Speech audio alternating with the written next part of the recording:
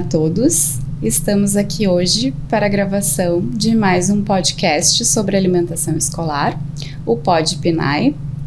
O Pod PNAE, o tema principal dele é o Programa Nacional de Alimentação Escolar, o PNAE. O Pod PNAE é uma iniciativa do Centro Colaborador em Alimentação e Nutrição do Escolar, o CECANI, da Universidade Federal do Rio Grande do Sul.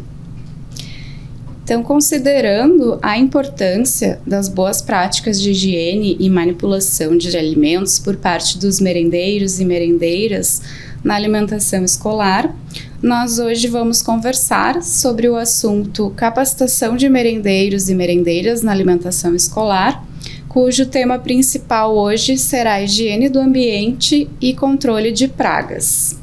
E para falar sobre esse tema, então, a gente convida o nutricionista da Secretaria de Educação do Estado do Rio Grande do Sul, a SEDUC, e nós vamos convidar então o Caio Odê para conversar aqui com a gente sobre esse tema.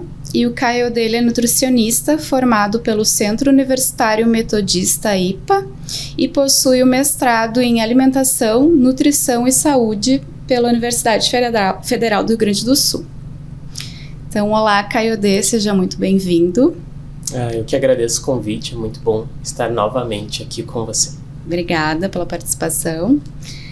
Então, vamos lá. Considerando, então, essa nossa discussão que a gente já vem fazendo, né, nos outros episódios a respeito do tema das boas práticas de higiene e manipulação de alimentos, com relação, então, ao controle de pragas, né, que é uma obrigatoriedade pela legislação, com qual frequência que esse controle ele deve ser realizado, quem que é o responsável por contratar, né, esse serviço e também quais seriam as exigências, né, que a empresa contratada deve ter de acordo com a legislação.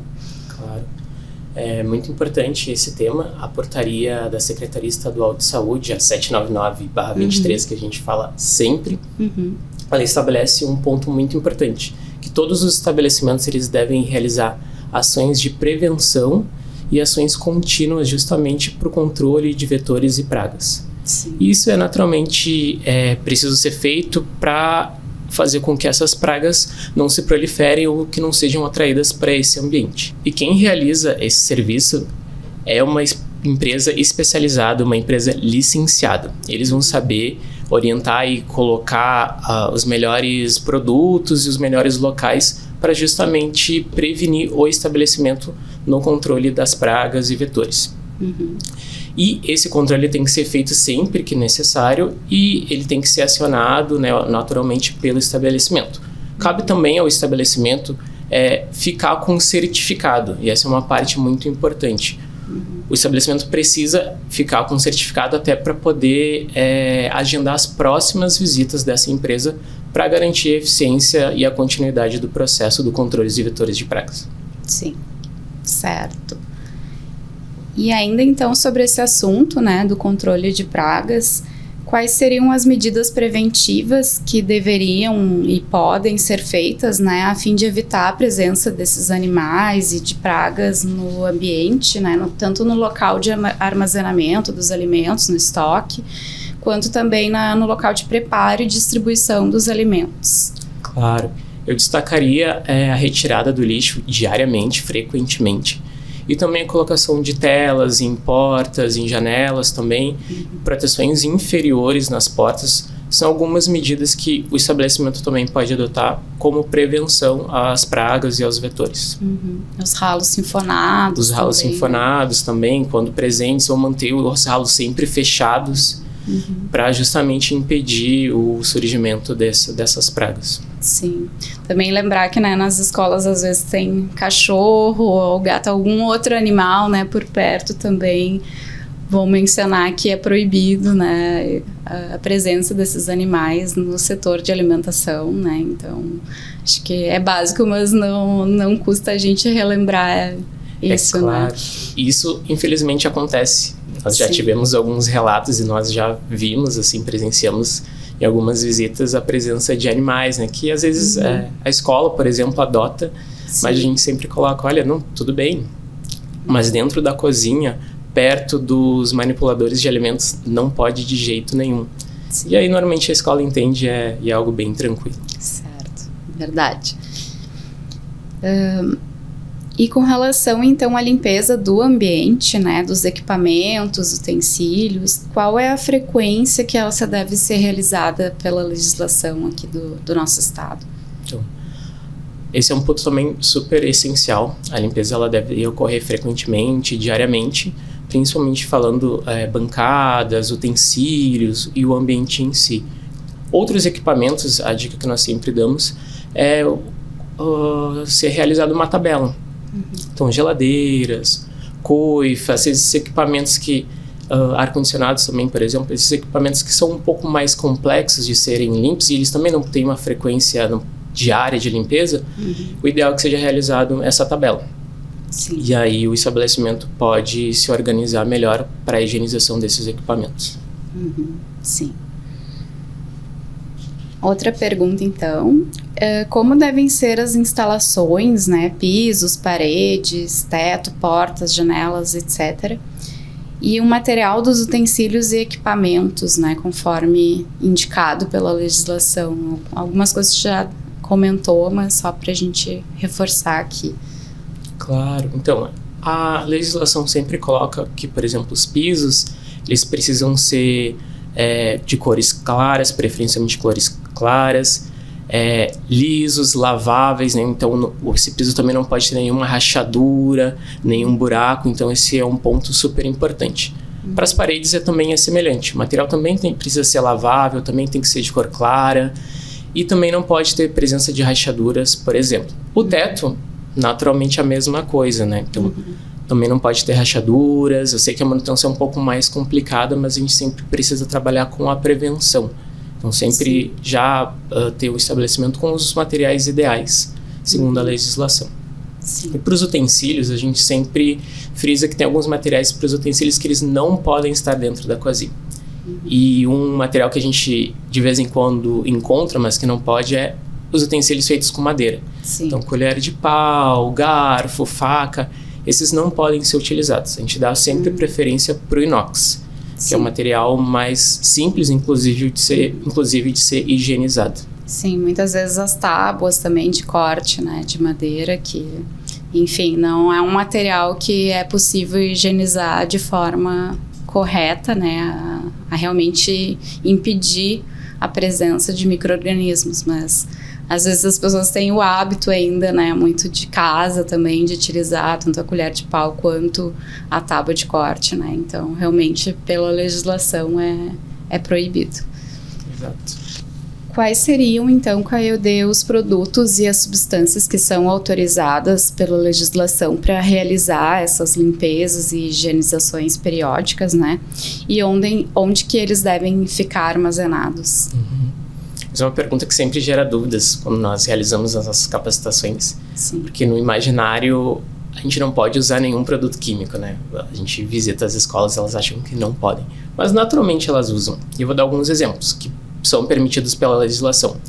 O sabão que a gente higieniza as nossas mãos, ele é permitido, só que ele tem que ser inodoro, incolor, não pode ter aquele cheirinho como a gente chama, né? Como a gente fala.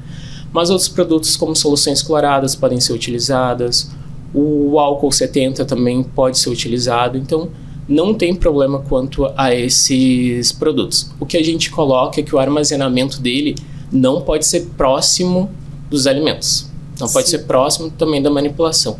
Então, se esse estabelecimento tiver ou um outro ambiente reservado para isso, melhor, mas se não tiver, porque às vezes o espaço é limitado, o espaço é curto, ter um armário específico para esses itens de higiene. Então, eles têm que ficar separados bem longe dos alimentos, para não ter nenhum risco de contaminação. Sim.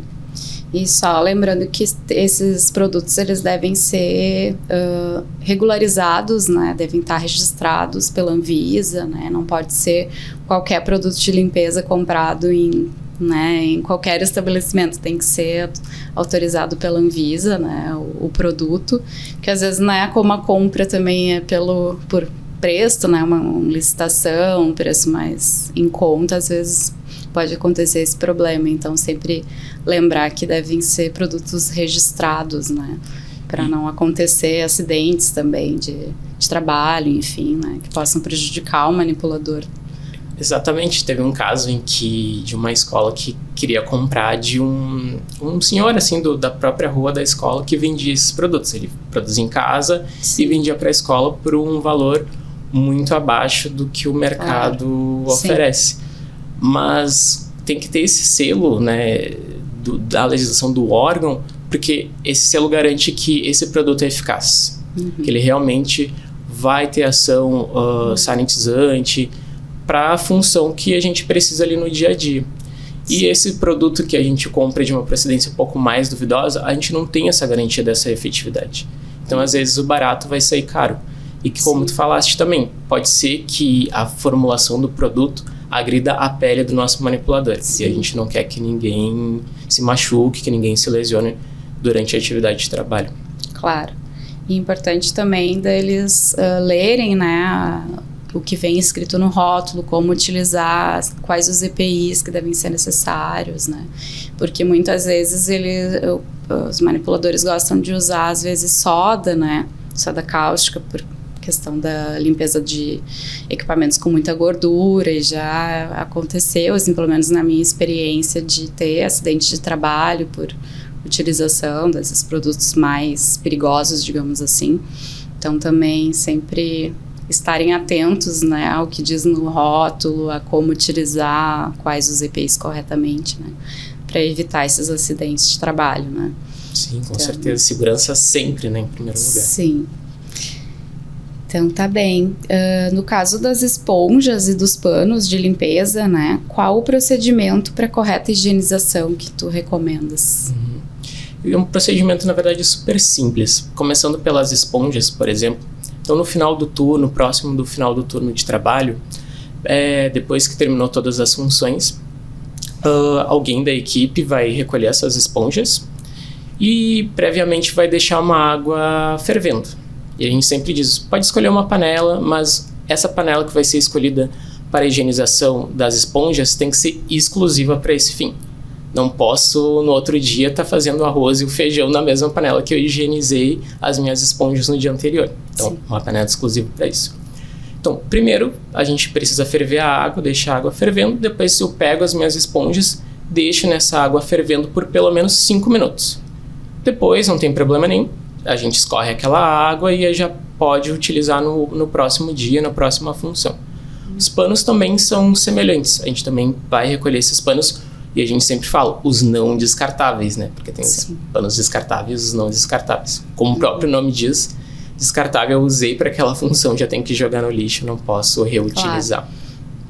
Esses outros panos, assim, que é o que mais nós vemos no nosso dia a dia, eles também precisam ser higienizados frequentemente. E eles também podem passar por esse processo também de fervimento, ou então com solução clorada, né? Durante 15 minutos, ou como orientação do rótulo, e depois estendidos, enxaguados, estendidos, e aí eles estão prontos para serem utilizados novamente. Certo. Então tá bem. Essas eram as perguntas que eu tinha programado para fazer para ti. Então eu agradeço muito a tua participação, né, mais uma vez, em mais um episódio do Pod Pinai. E a gente, né, tá sempre à disposição também para estar recebendo vocês. Então, agradecemos mais uma vez pela tua disposição, tua disponibilidade. Obrigada. Obrigado pelo convite. Até o nosso próximo episódio.